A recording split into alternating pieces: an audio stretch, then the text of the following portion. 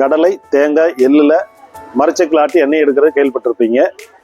வால்நட்டில் எண்ணெய் எடுக்கிறத பற்றி நீங்கள் கேள்விப்பட்டிருக்கீங்களா? அதுக்கு நம்ம பயன்படுத்தக்கூடிய வால்நட் பார்த்தீங்கன்னா ஃபர்ஸ்ட் குவாலிட்டியான வால்நட் பாருங்கள். இந்த மாதிரி ஃபர்ஸ்ட் குவாலிட்டியான வால்நட் பயன்படுத்தும் போது தான் நம்மளுக்கு ஆயிலும் நல்ல குவாலிட்டியாக கிடைக்கும். வால்நட்டிலிருந்து எண்ணெய் எடுக்கிற மரச்செக்கை பற்றி பார்க்கலாம் வாங்க. உரல் பாருங்கள், இது ஃபுல்லாக மரத்தில் ஆனது தான். ஃபுல்லாக கீழே பாருங்கள், சைடு கீழே உலக்க உட்கார இடம் கூட மரம் தான், வாகை மரத்தினால் செய்யப்பட்டது. இதுக்கு நம்ம பயன்படுத்துகிற உலக்கை பாருங்கள், இதுதான். இதுவும் மரத்தால் ஆனது தான், வாகை மரத்தால் ஆனது. செக்கை முழுசாக பாருங்கள்.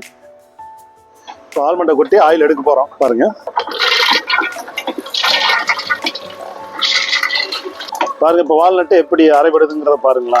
ஆனால் நம்ம இதுக்கு பயன்படுத்துறதுக்கு உடஞ்சி போன வால்நட்டை கூட பயன்படுத்தலாம். ஆனால் அதுல அந்த குவாலிட்டி வராதுங்கிறதுக்காக தான் நம்ம முழு பீஸான வால்நட்டை நம்ம பயன்படுத்துகிறோம்.